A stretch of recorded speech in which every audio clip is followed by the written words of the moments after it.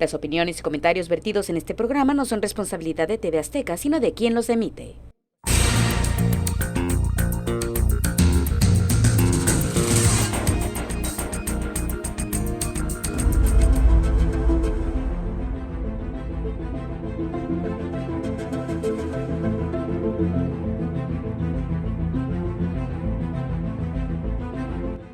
Inteligencia artificial, ¿favorece o perjudica las comunicaciones?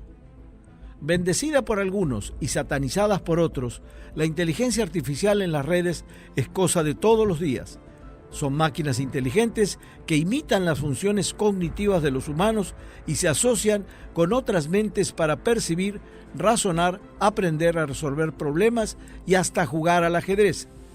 Interpretan correctamente datos externos para luego aprender de ellos y lograr metas concretas, aunque a veces se desvirtúan los propósitos y esta inteligencia es utilizada para fines perjudiciales o de engaño para quien recibe la información, invadiendo privacidades, robando información o cambiando resultados de manera ilícita. Hoy pondremos sobre la mesa este delicado y apasionante tema con dos expertos en la materia que nos sacarán de dudas y expondrán sus conocimientos para entender mejor de qué se trata cuando hablamos y utilizamos estos términos.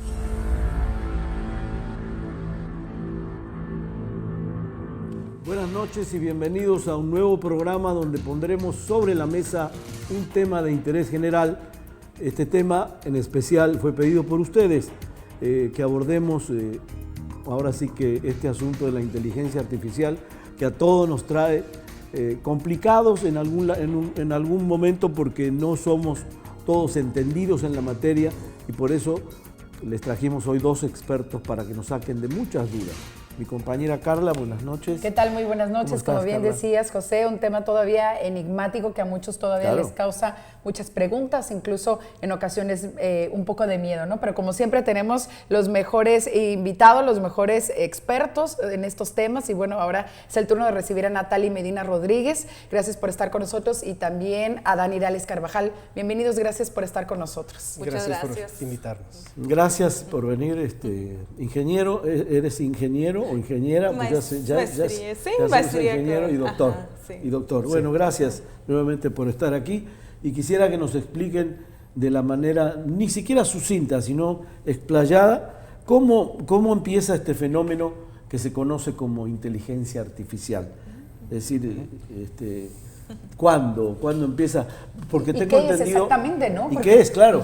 Tengo entendido que el papá de la informática fue John McCarthy, o fue el que por lo menos lo dio a conocer en el año 56 el término inteligencia artificial. Eso es lo que yo tomé de investigar. Y supone que este informático de aquella época, de hace más de 60 años, dio a conocer la inteligencia artificial. Pero sí me gustaría una explicación por parte de ustedes. De hecho, la idea de la inteligencia artificial es antiquísima, ¿sí?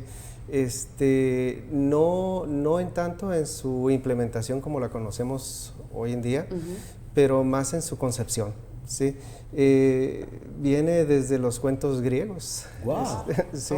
En donde ya en aquel entonces se tenía esta visión de que los dioses creaban a seres que tenían inteligencia, que tenían emociones, para participar en lo que era la toma de decisiones. Pero no solamente ocurrió con los griegos esta concepción, sino también fue esporádicamente emergiendo en diferentes culturas, ¿sí? Como en este caso en Alejandría se ven las ideas de lo que son los autómatas, ¿no? Que son unas máquinas un tanto más automatizadas, ¿sí? Que trabajaban tareas repetitivas, ¿no? Pero no tenían inteligencia como para poder tomar una decisión, ¿sí?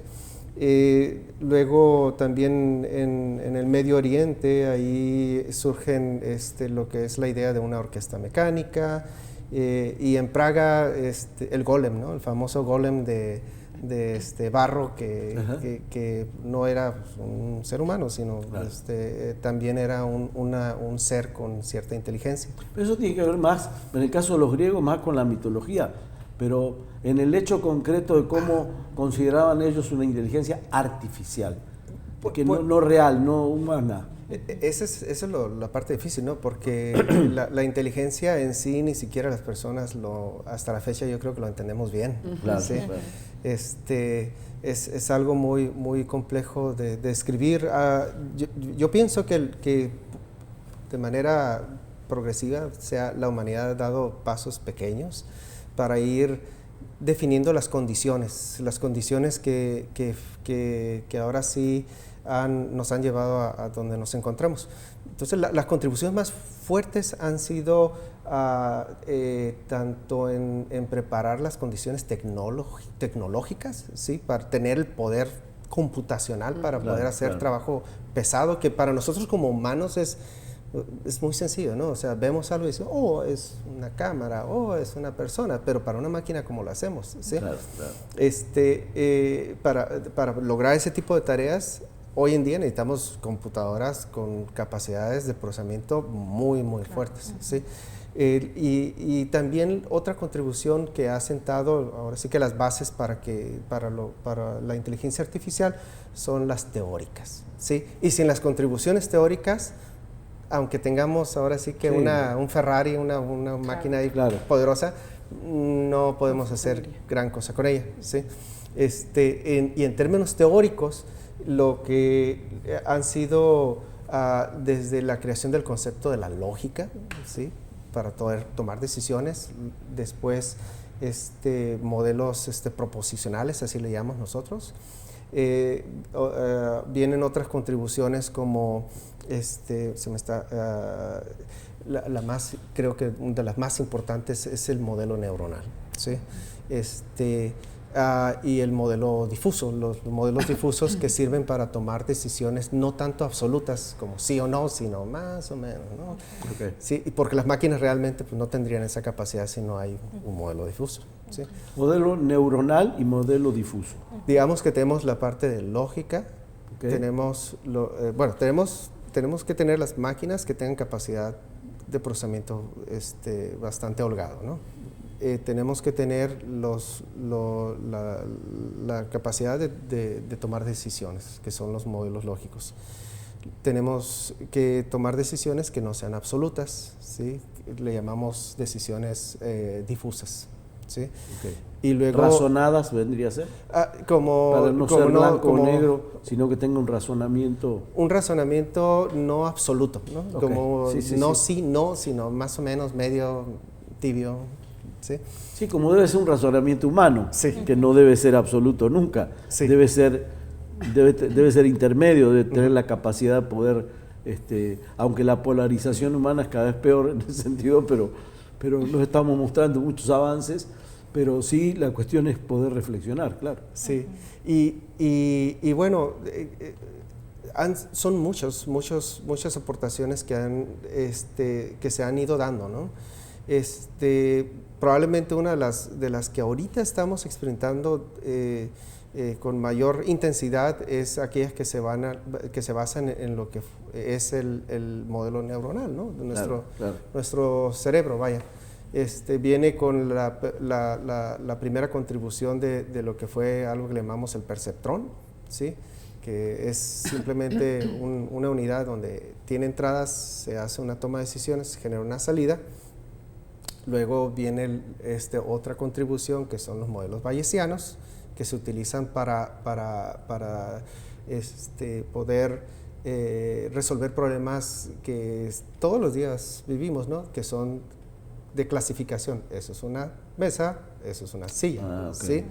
Y modelos de predicción, como para decir, no sé, va a llover. Va a llover o va a hacer frío. Sí. Okay. Entonces, que tiene que ver con la meteorología en ese caso, claro. Y bueno,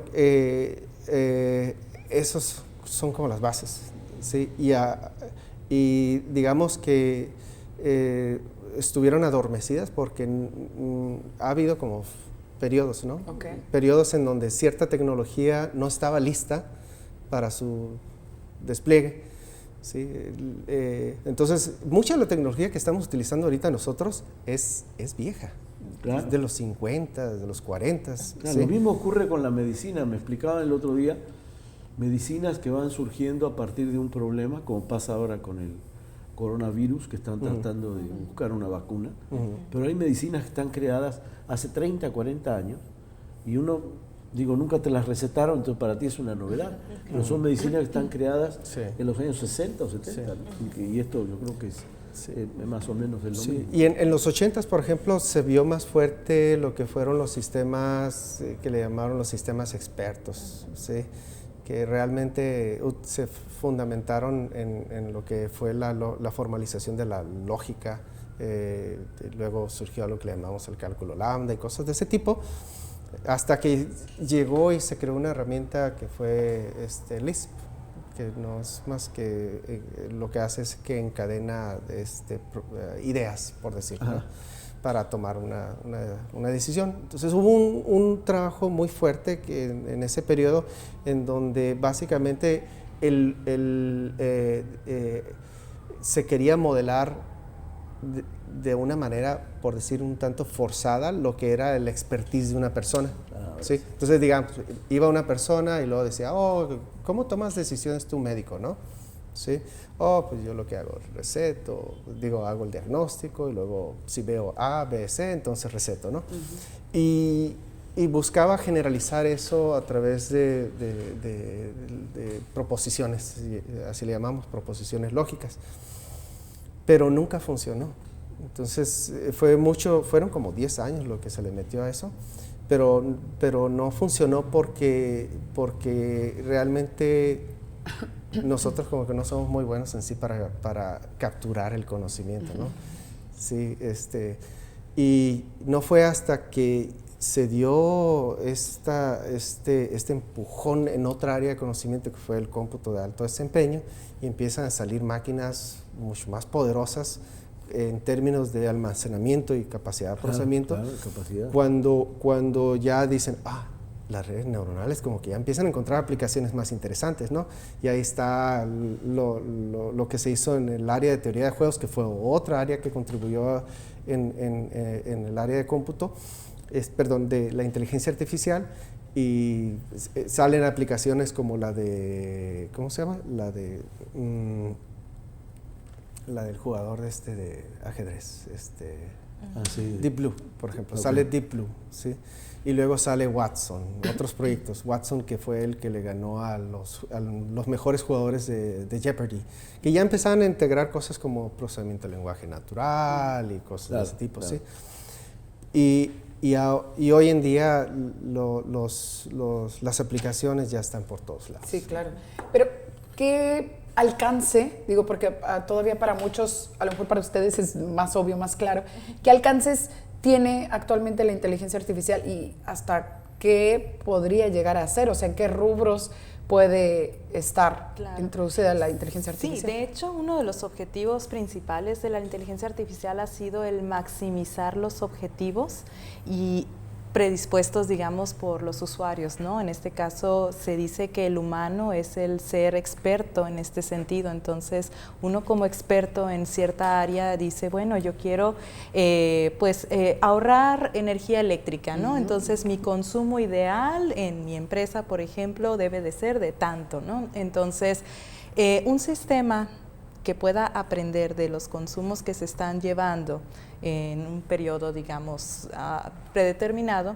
Estoy hablando ahorita de consumos eléctricos, por ejemplo, como maximizar un objetivo, ¿no? y minimizar riesgos. Entonces, la inteligencia artificial entonces aprende como si fuera el humano, entonces para encontrar cuál es el modelo ideal del objetivo para ese problema.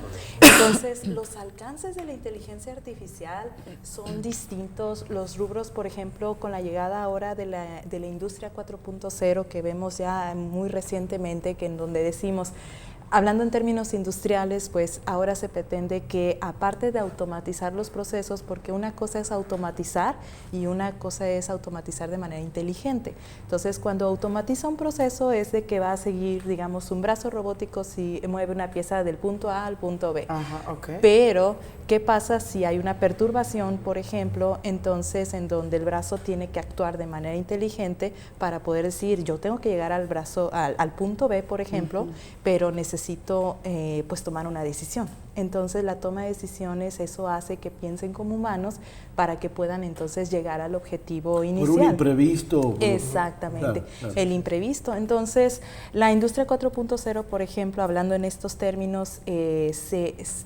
básicamente va a estar implementando la inteligencia artificial en el sentido de que incluso sus máquinas puedan autorrepararse, etcétera, ¿no? Entonces, en ese sentido, para poder diagnosticar cuáles son los problemas que puede presentar una máquina.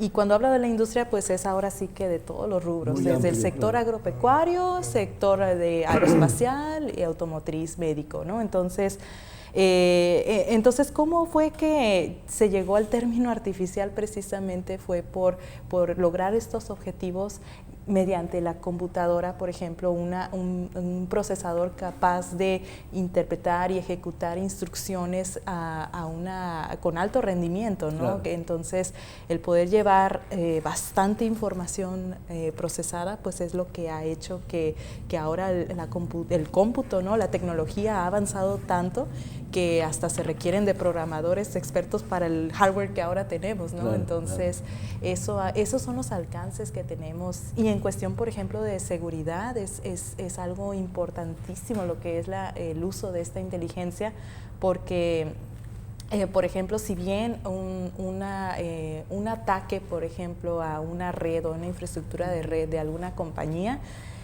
normalmente un ataque es algo anormal, es un proceso anormal. Claro. Entonces, los usuarios que están dentro de una compañía, por ejemplo, tienen eventos comunes como envío de correos a ciertos proveedores, etcétera. Entonces, envíos entre sí.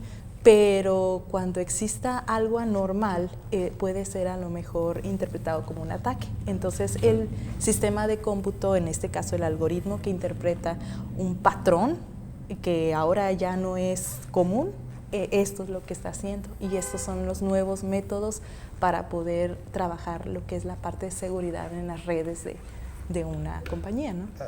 Yo tengo una pregunta, doctor. Sí. ¿Es injusto cuando dice la gente o mucha gente que se siente perjudicado, por ejemplo, en un hackeo, en una intromisión a una cuenta que es culpa de la inteligencia artificial, que la inteligencia artificial trabaja para el mal en ese caso? Bueno, es que no es tanto la inteligencia artificial, ¿no? ¿Quién Sino está detrás de? quién es exactamente Claro. quien lo que crea emplea exactamente y su intención, porque son herramientas muy poderosas que no se van a ir, ¿sí? Claro. Y tal vez lo más crítico y uno de los problemas más resonantes ahorita tiene que ver no tanto con la inteligencia artificial, sino con quién es dueño de la información, ¿sí? Ahora sí. De la información que se utiliza para crear todos esos modelos, ¿sí? Porque, pues me atrevo a decir, nosotros compramos tecnología, ¿sí? No, a veces quisiéramos producirla y así podemos proteger, ¿no? lo que estamos... La información, ¿no? Sí, claro. Compramos tecnología y esta tecnología, pues, no sabemos qué tiene, ¿sí? Y a quién está reportando toda la información. Eso es lo delicado. Y más allá de el obtener la información, es el hecho de que en dónde se almacena y qué leyes rigen el acceso a esa información, ¿sí? Entonces, si se va, no sé, al extranjero y allá tienen leyes en donde permitan auditar el comportamiento de otro país, pues ya ahora sí es delicado. Compramos tecnología porque no tenemos capacidad económica o por un problema de capacidad económica más que de inteligencia. Gente, inteligencia, recursos humanos, sí lo hay. Sí lo hay. Sí lo hay. Hay mucha gente muy inteligente en nuestro país, ¿sí? Y en muchos lados, ¿no? Pero es un problema de visión, es un problema del liderazgo, ¿no? Y de la intención o proyecto de largo plazo que se tenga para la nación, ¿sí? Entonces la inteligencia artificial no es más que una herramienta, ¿sí? Y que tiene más usos positivos que negativos. Ahorita avances, uno, por mencionar, que tienen una aplicación, increíble y que mejoran la calidad de vida, es para tareas de diagnóstico, ¿no? ¿Sí? Por ejemplo, se han creado herramientas que uno toma la fotografía de la piel, ¿sí? Y ya dice, lo que tienes ahí es un melanoma, ¿no? Tienes un cáncer. Y tienen la capacidad de hacerlo mejor que los mejores expertos. Wow. ¿Sí? Y ya no tiene que ir uno a la cita, al laboratorio, ni pagar también así como. Claro. ¿Sí? Y bueno, hay muchos ejemplos. Le voy a hacer una pregunta que puede sonar cándida o ingenua, pero hay una carrera tecnológica hay una carrera, mejor dicho, por la dominación tecnológica en el mundo de claro. Inteligencia artificial. Sí, definitivamente. Yo creo que cualquier país que quiera realmente dominar los mercados esa es la palabra, futuro, dominar. Sí, pues va a estar apostándole a esto. ¿Sí? No todos tienen las condiciones por lo mismo que hemos mencionado, o sea, uno necesita condiciones, claro. ¿Sí? Condiciones no solamente en infraestructura, uno necesita gente que conozca de la área, ¿no? Claro. Y no de una sola área, sino a veces son integradores. Necesitas inversión, necesitas políticas, ¿sí?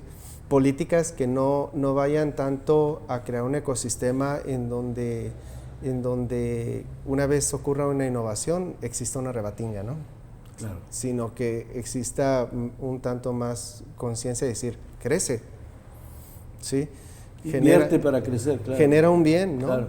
Y también que estas políticas no sean, yo invierto y yo quiero retorno, sino la investigación siempre va a haber, y en la innovación, tal vez no tengo las estadísticas, pero por ahí son porcentajes altos de pérdidas y pequeños de ganancia. Sí, de que se llega realmente a hacer un descubrimiento, una contribución o un desarrollo tecnológico importante. ¿Sí? Entonces, sí hay una carrera, definitivamente hay una carrera. Y es en muchos frentes, en frentes que tienen que ver con crear tecnología que sustituya al humano en términos emocionales, ¿sí? En términos de visión, en términos de muchos contextos. Pero bueno, al final de cuentas siempre hay un humano que es el que está, pues digamos, programando, a lo mejor una sola vez, pero pues siempre se va a necesitar el raciocinio, ¿no? Nuestro humano. Bueno, ahí lo va a contestar el doctor. Ahora ya no. Sí, ya se están dando... O sea, que las mismas máquinas se produzcan ellas mismas. Sí, ya empezamos con eso. ¿Sí? Ya se empieza a generar tecnología, el nombre técnico, déjame. Qué miedo, dijiste. Sí, de hecho, esa es una de las preguntas ahorita esto es realmente reciente, se llaman redes generativas de adversarios. Ok. Sí, y estas máquinas, por ejemplo, ya se han hecho pruebas en donde uno le muestra una foto, ¿sí? Supongamos, quiere alguien hacer una página web. Y le hace el dibujito, quiero un cuadrito aquí, así, se le muestra la foto y la máquina le hace el programa automáticamente con la página, ¿sí? Pero también hay un ejemplo muy interesante de cómo una máquina puede ir aprendiendo solo a solucionar problemas y va creando sus propias leyes, principios y no necesita absolutamente nada de intervención humana para aprender. Ok, tenemos que hacer una pausa comercial. Tenemos todavía muchísimas preguntas, tenemos que hacerla. Es muy breve. Quédese con nosotros, continuemos hablando sobre inteligencia artificial en Sobre la Mesa.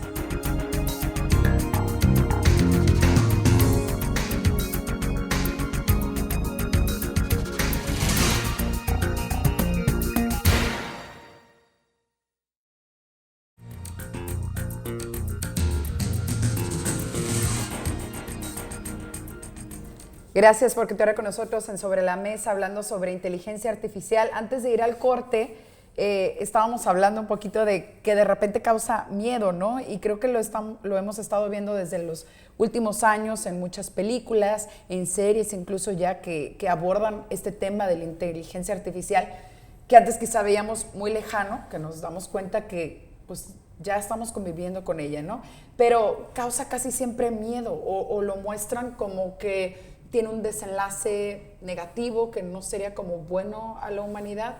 Sería bueno que nos aclararan ustedes si debemos tenerle miedo o al contrario, o sea, solo hay que más bien tomar el punto positivo. ¿no? o adaptación. Y tú, Natalie, señalabas algo que me pareció muy interesante cuando estudiaste tu doctorado y me gustaría que lo platiques. Sí, de hecho, como lo comentábamos en un principio, pues la inteligencia artificial se ha enfocado, uno de sus vertientes es el reconocimiento de patrones, entonces saber qué es normal, qué es anormal. Entonces, en el caso, por ejemplo, de una servidora, pues dijimos, bueno, ¿por qué no reconocer un patrón de actividad eléctrica que proviene del cerebro, ¿no? Entonces, en ese sentido, pues se podría identificar algún estado anormal, ¿sí? Y en este trabajo que desarrollé, el reconocimiento de patrones del cansancio de una persona.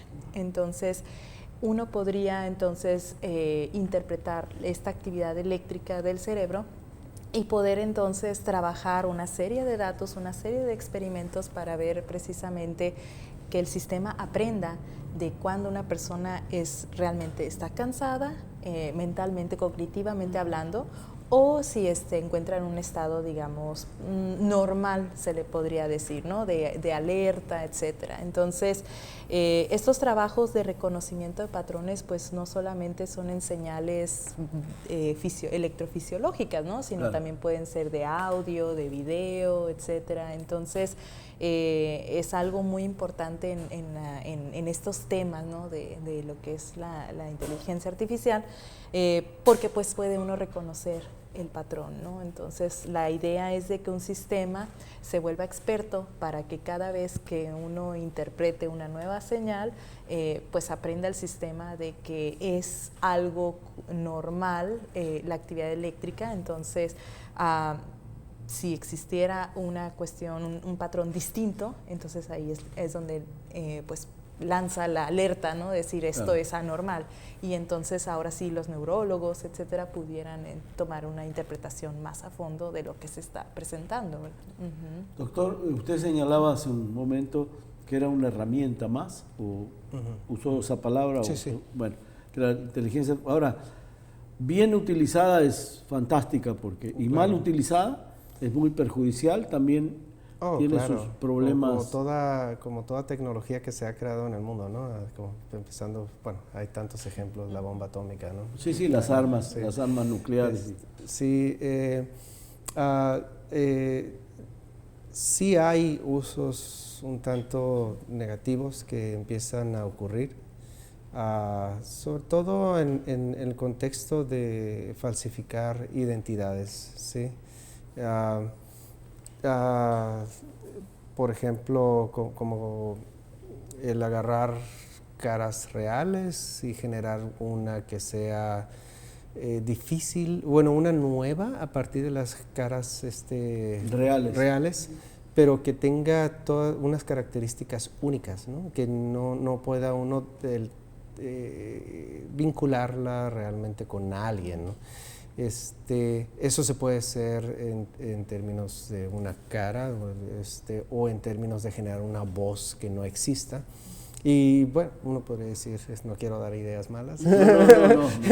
Sí, de eso no se trata. Nuestro público no las toma. Sí, pero bueno, uno podría encontrar usos en donde hace en donde esta nueva imagen, esta nueva voz, la puede utilizar para aspectos de extorsión o cosas de ese tipo. No, pero...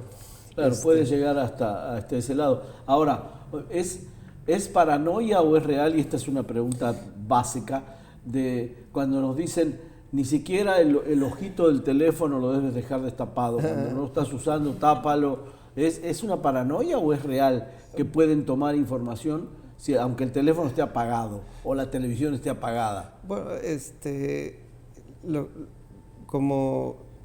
lo que pasa es de que si nosotros somos los dueños de nuestras propias creaciones, pues claro que vamos a tener conocimiento completo de lo que está pasando ahí adentro, ¿no? Claro. Al momento de que somos consumidores de otras tecnologías, pues...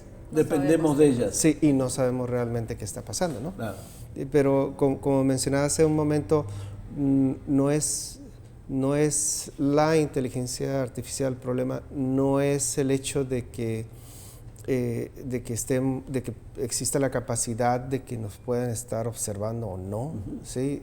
En nuestras conversaciones, en lo que escribimos por Twitter. Sí, que luego resulta que a los minutos lo ves, que te sale como anuncio y dices, caray, ¿cómo sabe que yo estaba hablando de esto, ¿no? Es el hecho de lo que se hace, ¿no? Lo que se hace con esa información y de las leyes a las cuales va a estar sujeta esa información, lo delicado, ¿sí? Y esas leyes pues lo va a generar pues los intereses claro. de alguien. Eso es lo delicado. Perdón, hablando precisamente de eso, ¿qué limitaciones tenemos en México que a lo mejor nos van retrasando respecto a otros países? Me refiero a limitaciones legales. Sí, en términos de cuestiones de privacidad, todavía estamos pañales. un poco alejados. Sí. Pañales, sí. Estamos alejados, de hecho. Por ejemplo, algo muy recientemente, hace unas semanas, fui a una tienda que me encanta de electrónica, ¿no? Y fui y me encontré con un aparatito que ya había escuchado que puede uno tomarse una prueba de ADN y pues más o menos pues predecir a ver cuáles son tus ancestros y demás, ¿no? Okay. Entonces, ahorita, por ejemplo, a lo que vamos con lo que menciona el doctor Adán, es precisamente que nosotros somos responsables incluso de lo que nosotros proveemos a las compañías claro. como información. Nosotros debemos de ser precavidos en dónde exactamente vamos a liberar esta información que es personal. Incluso nuestro ADN es personal. Entonces, en México, como dice el doctor, está en pañales, estamos muy alejados de tener una política de privacidad y uso de los datos que, a decir verdad, las compañías nos hacen firmar el uso de confidencialidad y demás, pero realmente no exactamente, o sea, no sirve de nada. No hay pero protección. falta conciencia, conocimiento o es por intereses propios. Hay varios problemas. Por ejemplo, uno sencillo, no tenemos ni siquiera ahorita la capacidad de patentar software, ¿sí? Puro registro de autor nada más. Puro registro de autor, pero patentar no, ¿sí? Y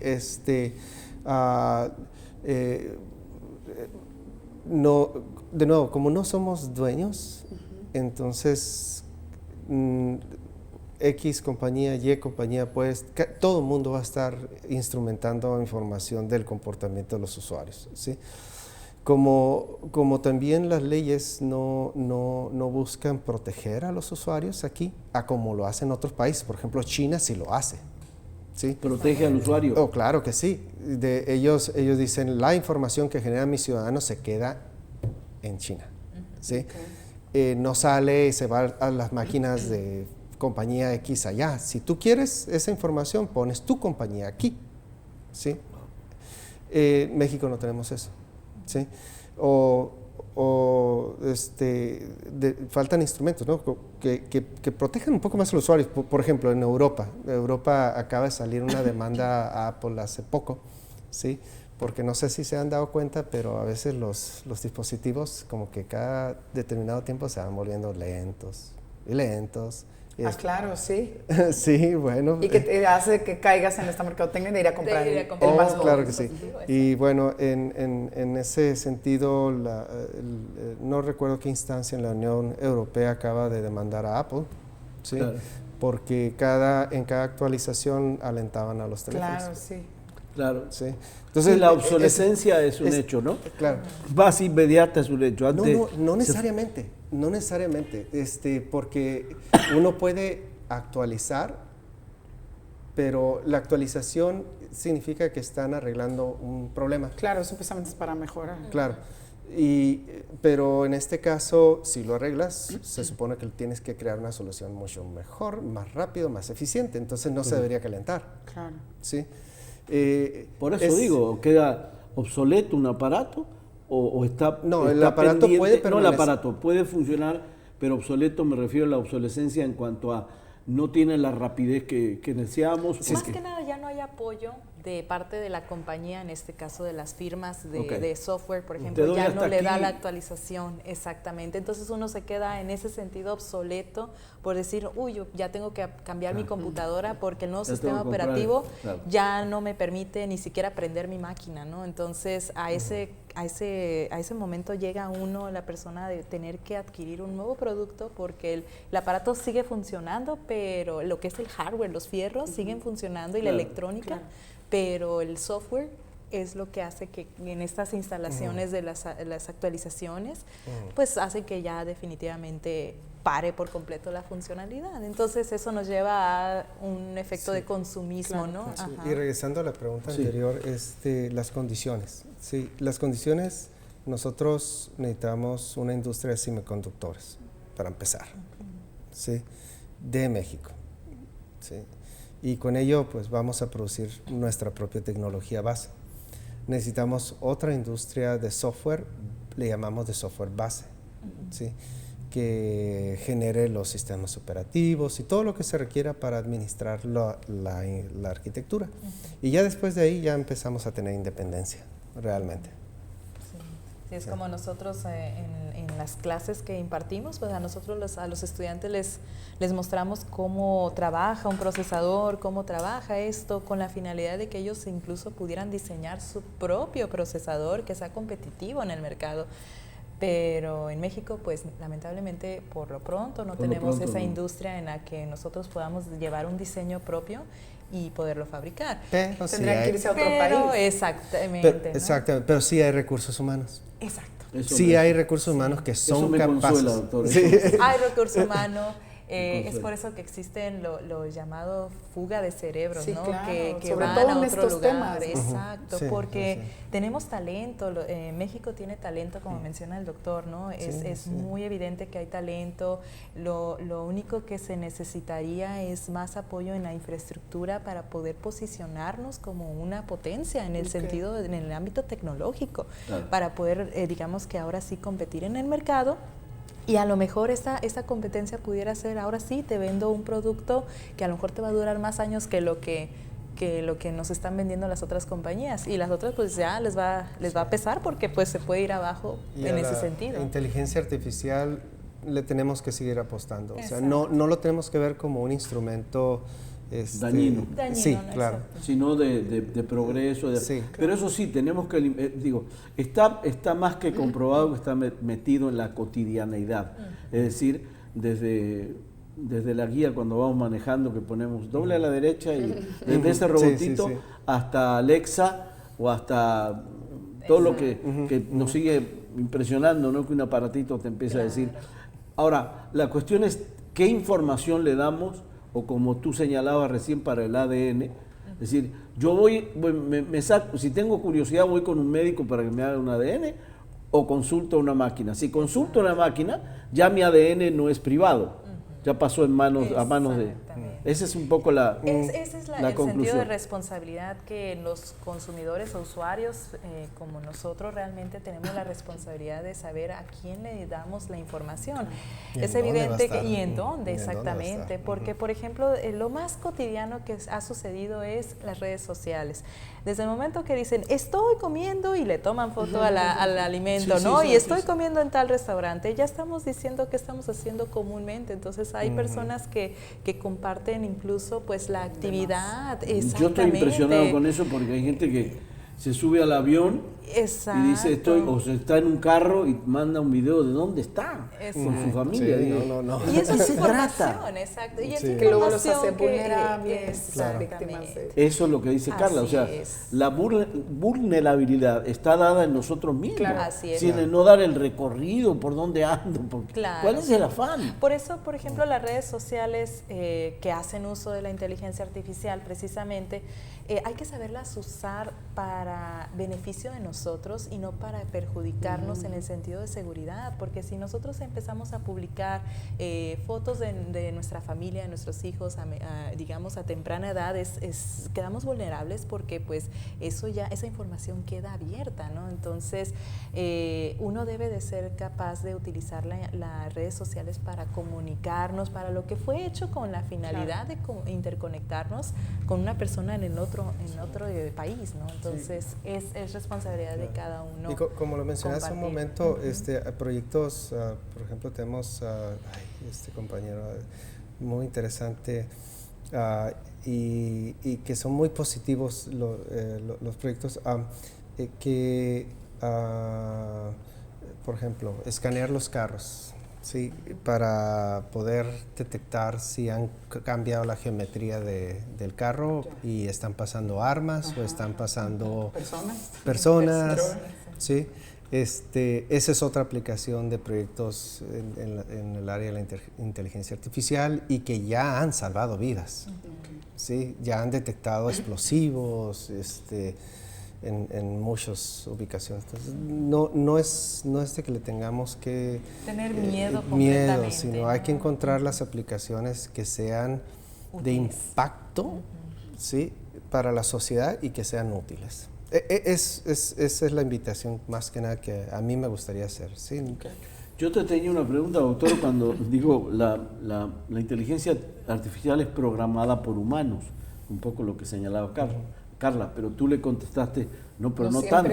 Ahora se van a generar, eso de veras me impresionó. Es que en el inicio tuvo que haber existido una persona que programó ese sistema, pero ese sistema queda para que aprenda por sí solo y es como haber creado un humano artificial que por sí solo va a aprender y como mientras tenga conectada la energía eléctrica esta computadora, pues esa computadora va a seguir aprendiendo por años, ¿no? Claro. Eso indica una independencia absoluta, es terrible. Sí, independencia y no. A ver. Sí, ¿por qué? Porque, digamos, uno puede decir, yo te doy la capacidad de aprender, sujeto a ciertas reglas, ¿sí?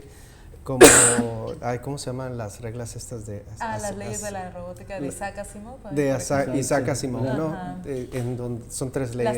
Las tres leyes de Isaac. Que no deben precisamente una de las reglas es, no deben de perjudicar al humano. Okay. Entonces, siempre el humano es el que debe estar por encima de lo que es lo llamado artificial. Okay. Y otra ley que dice que tiene que protegerse a sí mismo, la inteligencia, siempre y cuando no entre en conflicto con la primera y así sucesivamente. Pobre don Isaac Asimov, con todo respeto, que es admirado por mí, pero las reglas se han roto.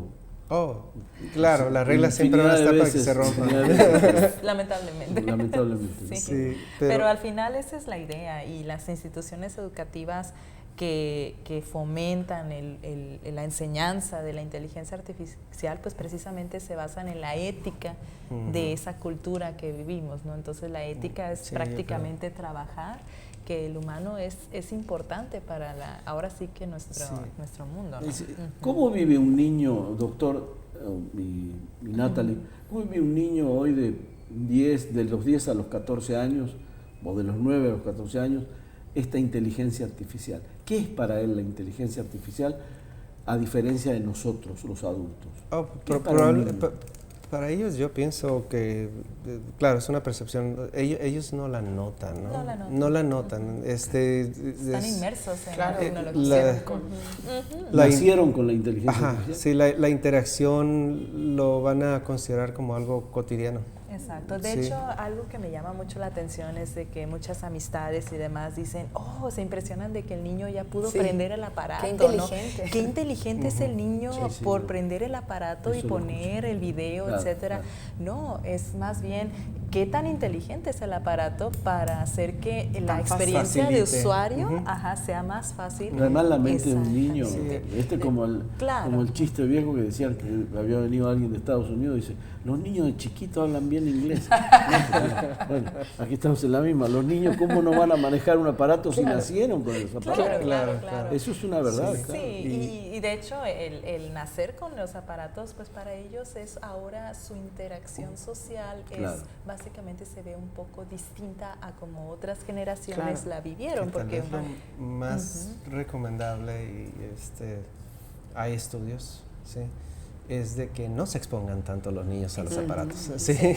Es tratar de modificar un poco esa perspectiva de los padres, ahora sí que actuales, modernos, en el sentido de que lo utilizan como niña. Exactamente. Entonces la recomendación, como bien lo comenta el doctor, es a los niños hay que fomentarle la creatividad. Hay que dejarles que vivan sus etapas. Exacto. Así decían los psicólogos Freud y demás, tienen que vivir sus etapas. Que interactúen con otros niños, que se ensucien. Realmente tienen que vivir sus sacarlo etapas. del mundo virtual o artificial. Y mucho de eso es porque si digamos se someten tanto a la tecnología, entonces eso hace que sus capacidades o sus habilidades matemáticas puedan perderse. Es que no es tanto que tengan acceso a la tecnología, sino las herramientas que van a dar origen a esa tecnología. ¿Sí? Por ejemplo, en el Reino Unido ellos ya dicen, es muy importante que los niños tengan un pensamiento estructurado, ¿sí? Y no les van a dar un teléfono para que desarrollen ese pensamiento, porque va a actuar como un distractor, sino lo que uno tiene que darle es las herramientas. ¿Sí? Entonces bajan el concepto de programación hasta educación básica. ¿Sí? Entonces es más conceptual. Si nosotros queremos que nuestros niños sean más competitivos, no les tenemos que dar la tecnología, sino les tenemos que dar las herramientas. Exacto, y es como es desde temprana edad ellos poder crear esa tecnología en todo caso, ¿no? Entonces tal es el caso de algunas escuelas de educación básica que proveen robótica, etcétera, y eso es algo muy importante para el niño de la actualidad porque ya interactúan, entonces el hecho de armar cosas, de razonar, de programar un algoritmo, una secuencia, es fundamental para desarrollar esas habilidades cognitivas a temprana edad. Entonces, ahorita, regresando un poquito que hablaban de las leyes de la robótica, hablabas de que no debe ser perjudicial, ¿no? Y hace unos momentos, fuera del aire, nos platicabas que, mucha gente se siente ya, digamos, suplida precisamente por la inteligencia que a veces ya lo hacen las máquinas y ya no se necesitan de sus trabajos o oficios que desarrollaban en ciertas empresas, pero decías que entonces el ser humano también tiene que elevar sus capacidades, ¿no? Para no quedarse de hecho, la abajo. Recomendación que se está haciendo es de que si la industria se va a actualizar a esto, va a tener una transición tecnológica, entonces también debe existir una transición cognitiva en nuestros, digamos, como en nuestras especie, personas. Por ejemplo, si a mí me despiden de mi trabajo, ¿qué puedo hacer entonces para...? Pensaría alguien, me desarrollo en otro oficio, pero si yo quiero seguir en esto mismo, ¿cómo lo hago entonces? Ahí sería parte estratégica tanto de los gobiernos de cada país como de la industria que está instalada en ese país. Por ejemplo, es crear un plan estratégico porque es evidente que si se pierden trabajos, entonces quiere decir que estas personas que ya no cuentan con este trabajo no debería de ser un problema para ellos. Que queden en el limbo. Exactamente. Se debe de trabajar de manera estratégica porque esto ya impacta a nivel económico, porque el tener, digamos, estos rezagos generaría un nivel de pobreza y delincuencia, etcétera, etcétera. O sea, que generarían muchos factores que si no se lleva un plan estratégico. El plan estratégico debería consistir entonces en cambiar la naturaleza de los trabajos. Entonces, digamos, capturista, por ejemplo, ¿no? El capturista pues recibe una orden, por ejemplo, y empieza a capturar en el sistema de base de datos de la empresa, y eso es lo que hace. Ahora los sistemas pues prácticamente con escanear algo y automáticamente pues ya lo va a subir. Entonces esta persona realmente está haciendo trabajo muy cansado. Entonces, el hecho de estar todo el día, las 8 horas o 10 horas de trabajando aquí en México, por ejemplo, viendo la pantalla, pues la idea es que estos trabajos que son muy sistemáticos, entonces cambien a que sean más creativos. Entonces, la persona realmente se supone que debería ser más inteligente que la máquina en ese sentido, porque es más creativa. Entonces, que ahora sí ya la inteligencia ya no se está, digamos, estamos al mismo nivel prácticamente, ¿no? Entonces, el humano está prácticamente diseñado para ser creativo. Entonces, el hecho de estar ahí capturando, o el hecho de estar moviendo de un lugar a otro una pieza, etcétera, son trabajos muy cansados, agotadores. Entonces, necesitamos ayuda de las herramientas tecnológicas para que realmente nosotros no suframos de algún accidente de trabajo o algún percance. Y el trabajo entonces ahora significaría capacitar a estas personas para que puedan entonces atender ahora problemáticas más. A mí me gustaría complementar con algo. Sí. El problema es, la automatización viene y no se va a ir. Y eventualmente hay predicciones de 30 a 50 años, todo trabajo puede ser automatizado, todo trabajo, sí. Pero las necesidades siempre van a existir. Claro. ¿Sí? Y aquí sí quiero ser muy puntual, no es responsabilidad del gobierno, porque uno entonces estaría buscando un gobierno paternalista. ¿Sí? Y si no hay conciencia en el liderazgo, entonces va a haber problemas, ¿no? Claro. Todo el mundo se va a quejar. Esa es una responsabilidad individual. ¿Sí? Uno tiene que ser un ciudadano proactivo y consciente y involucrado con... Y creativo, además. Y creativo, proactivo, varios atributos, ¿no? Claro. Consciente de las necesidades de su colonia, de su entidad, del país y demás. Yo me refería cuando hablamos del gobierno que es un gobierno que pueda establecer programas de capacitación en el sentido de que la tecnología ya se viene. Claro. Entonces es capacitar a las nuevas personas en ese sentido para que puedan exactamente lo que comenta el doctor, es el punto clave. Esto está tan interesante, perdón que te interrumpa, porque yo quisiera seguir una hora más, pero ya nos ganó el tiempo, licenciada, entonces vamos a una conclusión. Doctor, ¿ves promisorio el futuro de la inteligencia artificial? ¿Lo ves necesario, así muy breve? Definitivamente, sí, la inteligencia artificial ya vino, ya se quedó y va a seguir. Claro. ¿Lo resistamos o no? Sí, y nosotros todo lo contrario, tenemos que hacer todo lo posible por involucrarnos, si es que nos interesa esta área de conocimiento. Claro. Natalie. Más que agradecer esta oportunidad de compartirles, y una recomendación para todos los usuarios, televidentes y demás, es precisamente precaución con sus datos, sean precavidos en ese sentido, responsabilidad de nosotros, y precisamente el fortalecer nuestras habilidades es responsabilidad también nuestra. Claro. Y como no todos... Antes de que se vayan, muchísimas gracias. Qué amable. Gracias. Y seguramente los tendremos muy pronto porque quedaron todavía muchas dudas sobre la mesa. Excelente. Con mucho gusto. Será un honor. Muchas gracias. Gracias a usted también por su sintonía. Buenas noches y nos vemos la siguiente semana en Sobre la Mesa.